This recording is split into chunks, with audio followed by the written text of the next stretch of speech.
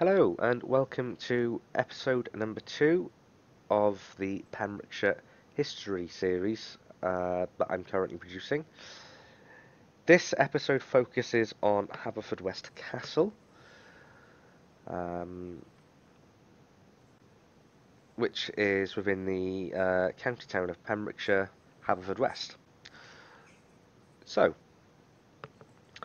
I would go into a little bit of detail about the town itself, but there's a lot of history to the town, and I don't actually have enough time with this video to do that. So what I will say very briefly about the town though is that whilst today it's a very small market town with quite a small population, back um, sort of in the 9th, 10th, 11th century, it was a very, very important town, uh, being sort of central within Pembrokeshire. It also had a very active port, along with quite strong naval links. Um, Being central in sort of to everywhere else in Pembrokeshire, you would have to pass through Haverfordwest in order to get really anywhere else. So, with that being said and done, um, the castle itself is believed to sit on top of um, a Iron Age hill fort, although no physical evidence has ever been produced to back that up. So that's questionable. It is, however, built within a naturally defensive position at the end of a strong isolated ridge. The castle was established during Norman times in 1120, but much of the architecture remaining today is actually dated to 1290, which was sort of what you're seeing now is effectively Queen Eleanor's version of the castle. Now, the town itself was believed to have been a Danish settlement prior to the Norman conquest of West Wales, which took place in 1093-94. The Flemish settled in the area in 1108 to protect the main Norman stronghold, which was at Pembroke Castle, and they did this to protect it from the Welsh raiders coming from the north. You don't want to annoy us Welsh people. Um, so, the vast majority of sources indicate that the structure was actually, originally at least, a Norman architecture stonekeep and bailey fortress. This was founded by the Englishman Gilbert de Clare, Marcher Earl of Pembroke in 1120. Now, while this date is generally consistent, um, although some indicate sort of 1110 or 1113, the records that are held within Pembrokeshire insist that the castle was actually built by Tancred Fleming, um, who was, and I'm probably going to mash this up now, so I apologise, the husband of Gwladas, I don't know, the aunt of Gerald of Wales. So the original medieval town and castle would have been Flemish and not Norman. In any case, Gilbert de Clare appointed Tancred's son, Richard Fitztancred, as Castellan. And for those that don't know, a Castellan is basically a governor, so the governor of the castle. So the original castle is believed to have been attacked for the first time, although unsuccessfully, by Gruffydd ap Rhys, Prince of Deheubarth, in 1135 to 1136. In 1173, the castle had its first royal visit by Henry II of England, who passed by the town on coming back from a trip to Ireland. In 1188, Gerald of Wales mentions visiting the castle with Archbishop Baldwin, who, if you've watched episode number 1 from Haverfordwest Priory, you will recognise him. Um, During his progress around Wales, he was preaching for the Third Crusade that Richard I, the Lionheart, led to the Holy Land.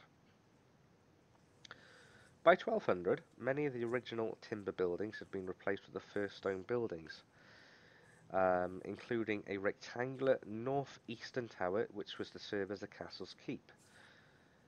At the same time, Robert FitzRichard, son of Richard FitzTancred, had established Haverfordwest Priory. He retired there in 1210. That year, King John passed Haverford in order to sail to Ireland, so as to crush a rebellion by the Normans there. In 1213, the king persuaded William Marshal, who had inherited the surrounding Marcher earldom of Pembroke, to garrison the castle in return for a really substantial sum of money. It's worth mentioning here that William Marshal was already extremely wealthy. He didn't need any more money. However, William Marshal was responsible for replacing most of the original timber walls, towers and gatehouses with stone in the 1210s. And even by 1220, little remained of the original castle.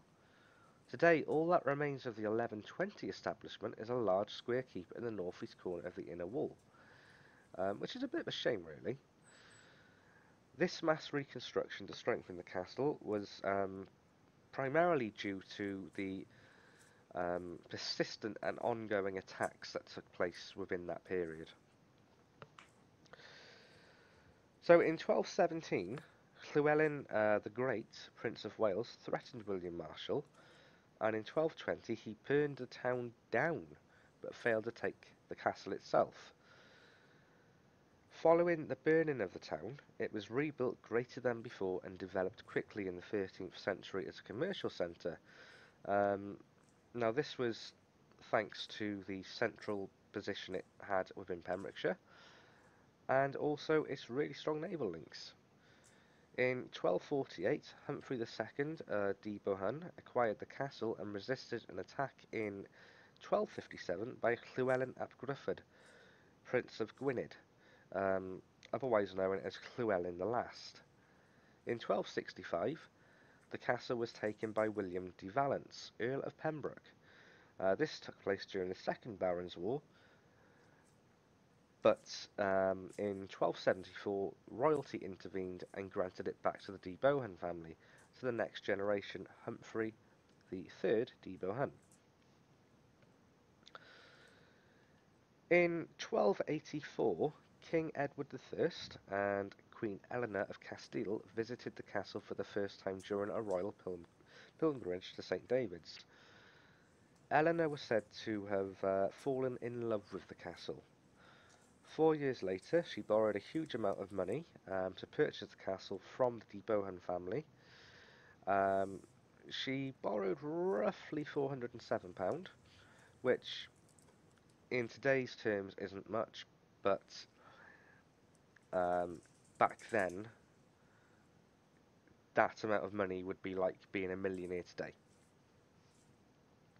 And she did that to purchase the castle and to fully rebuild the castle and complete its transition into stone. So a massive scale reconstruction took place. It was completed a year later in 1290, which was shortly before she died, although it had long become known as the Queen's Castle at Haverford. So much of what remains today is dated to Queen Eleanor's 1290 version. This includes the extensive curtain walls surrounding the castle. So the castle remained in royal possession after Eleanor's death, and it was granted out to various wealthy tenants. In the 14th century, the castle was occupied by many owners. Amongst them was Edward the Black Prince. He occupied this from 1359 to 1367. The castle was owned by the Crown from 1381 to 85, who paid for the restoration works of the castle. These works proved important later, as in 1405 the castle was strong enough to fend off an attack during Owain Glyndwr's War of the Welsh independence, basically. The town walls around the high ground near the castle also did much to protect the castle from invaders. Sadly, nothing remains of these walls today. However, over the centuries, the castle was visited by numerous nobles and monarchs, such as King Richard II and Oliver Cromwell. Now, by the 16th century, the castle had become dilapidated and subsequently was refortified during the English Civil War. In 1644, Haverfordwest Castle has been documented as being occupied by the Royalists. But, and you're going to love this part, they abandoned it on misinterpreting noises of cows for a parliamentary army. You're in a big, well-defended castle, and you've been scared away by a group of cows. It was recaptured and held for the king for a year, who finally surrendered after the Battle of Colby Moor nearby. Colby Moor and Cladding Castle, linked roughly. We will be doing an episode on that soon. So, when we talk of Oliver Cromwell, we all know that he was great at destroying things.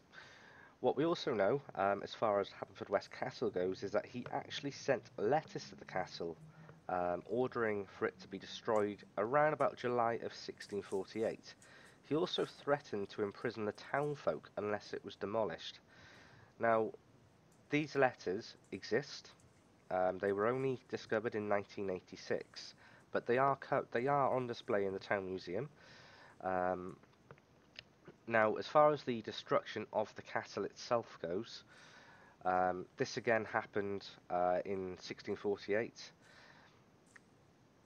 It was partially successful, so much so that part of the castle was indeed destroyed. In 1652, so nothing now has been done to the castle for those sort of 4 years. So in 1652, an outbreak of bubonic plague killed quite a lot of sort of residents of the town. Around about 300 people died. A lot of the buildings that they would have lived in would have been sort of levelled, because bubonic plague was this big scary thing. It still is a big scary thing. In 1653, so a year after the bubonic plague, residents have restarted, or have started, sorry, to rebuild the town, and the material, the stone that they are using to rebuild the town, is actually coming from the partially demolished castle. In 1779, a prison was built on the site of the castle, and in 1797, French forces had landed at Fishguard. This in turn led to 415 captured French soldiers. They were held in the prison. In 1813, the French were at it again. Again, they failed, and more prisoners of war were held in the prison. In 1816, a debtors' prison was added to the castle site, so if you owed any sort of money, you would have been imprisoned. In 1820, the prison's replaced by a new building. In 1821, William Robbing was hung for murder in Haverfordwest. Now, this was the very last execution in Pembrokeshire. In 1878, the prison closed. It then became the headquarters of the Pembrokeshire Constabulary, so the Pembrokeshire Police Force.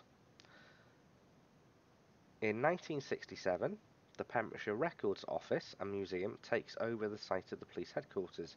Now, the Pembrokeshire Records Office is now moved, so the site of the sort of jail and police headquarters is no longer used. It's vacant, but all locked up. The museum is still on site at the castle, but due to the ongoing pandemic, is currently closed. Now it's time to talk a little bit about a tunnel system that supposedly runs under the town, originating from the castle. There's long been rumoured to be a tunnel system going from Haverfordwest Castle to St Martin's Church. I do believe I may have found evidence of a tunnel system. I'm a bit unsure as to where it goes, but it does lead outside of the castle walls, roughly pointing within the direction of St Martin's Church. I've also found evidence of some sort of network going underneath the castle grounds itself, along with possibly another network extending down um, towards the sort of riverside shopping area of the town, which you will see within the footage that's going to be playing now. I hope you've enjoyed this episode. As I've mentioned in the first sort of section of as we started, this is a re-upload, but I hope you've enjoyed it. Keep an eye out for episode 4, which will be Llahadin Castle, and episode 5, which will be the Battle of Colby Moor. So I hope you've enjoyed this, and keep an eye out for them.